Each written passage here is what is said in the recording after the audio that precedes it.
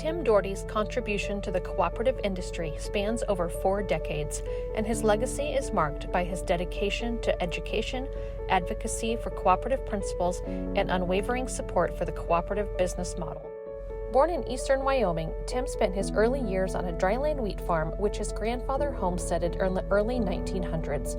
Tim was one of 4 sons born to Robert and Lorraine Daugherty. When he was 11 years old, his parents made the decision to relocate their family near the town of Chillicothe, Missouri. This move represented a significant shift in their farming endeavors as they transitioned from wheat farming to the cultivation of row crops, while raising hogs and cattle in the landscape of northwest Missouri. During his high school years, Tim became deeply involved in the National FFA organization and was elected to serve as the Missouri State FFA president from 1970 to 1971. Following his graduation from Chillicothe High School in 1971, Tim took a break from his academic pursuits to serve as the National FFA vice president. It was during his time in FFA that he not only gained numerous leadership opportunities, but also had the pleasure of meeting his future spouse, Nancy. Tim pursued higher education at the University of Missouri in Columbia, where he graduated in 1976 with a degree in agricultural economics.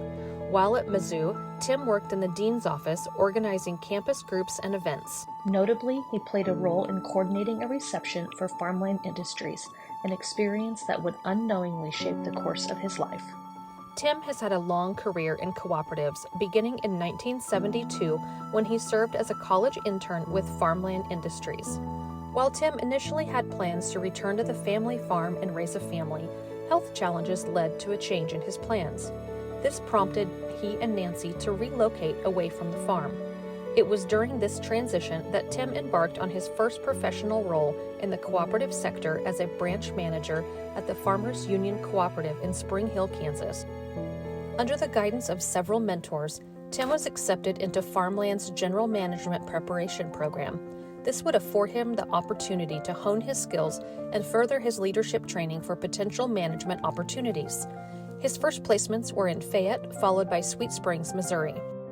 He developed an acumen for rebuilding struggling cooperatives. His leadership was consistently strategic, guided by common sense insights. After several years of successful cooperative leadership, Tim returned to farmland, where his career initially began. He held various positions of leadership within the company and eventually led the Farmland GMP program, where he got his start in leadership. This program developed countless managers who have served and continue to serve cooperatives in the Midwest. In 1996, Tim and his family moved back to Kansas City, where he assumed the role of Vice President of North American Grain. Tim led the effort to provide broader markets for grain through a joint venture.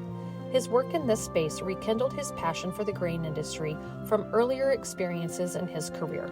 His most notable achievements include orchestrating the first grain shipment to Cuba after the embargo was lifted, and restructuring the grain intake process to enable real-time sorting of on-site grain storage. He also played a crucial role in developing relationships in Mexico, specifically with soybean crushers, to facilitate a more direct transport of grain into the country through cooperative connections. Several years later, in a break from the cooperative space, Tim served as the executive director of the National Agricultural Hall of Fame from 2007 to 2009. In 2010, Tim ventured back to the cooperative industry at Land O'Lakes to work exclusively in a consulting role. Professionally, Tim received the Land O'Lakes President Award in 2015. Until his retirement in 2018, Tim remained actively involved in industry events and continuously sought ways to help support cooperatives. Numerous related organizations have been touched by Tim's leadership: the Kansas Cooperative Council, National Grain and Feed Association, Agricultural Future of America, National Grain Trade Council, and the Kansas City Agribusiness Council, just to name a few. He has been involved in other leadership positions that provide benefit to his local community. Using both his professional and technical skills, he volunteers for the Urban Christian Academy, Restoration House, and Sleep in Heavenly Peace. Each of these organizations serve underprivileged areas in the urban core of Kansas City. With woodworking being one of Tim's hobbies, several of these organizations have been blessed with his handiwork. Tim works with schools to build and provide beds to children who are often sleeping on the floor, and builds projects to equip facilities for young women and juveniles who have been victims of human trafficking.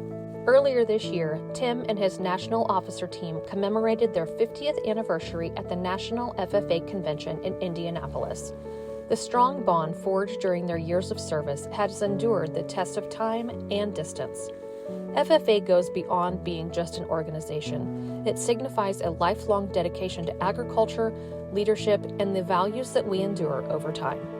Balancing his professional achievements, Tim finds joy and fulfillment in spending quality time with Nancy and the rest of his family. Embracing the role of a faithful, devoted family man, he enjoys spending time with their children, Matt, Melissa, and Brad, and completely fulfilling all of the Papa and Nana duties to their 7 grandkids, Logan, Karis, Lorelei, Jameson, James, Henry, and Eleanor. His unwavering dedication and passion have not only left a lasting impact on the organizations he's been a part of, but also inspired other individuals to become active in the cooperative movement. We proudly honor Tim Daugherty with induction into the Cooperative Hall of Fame.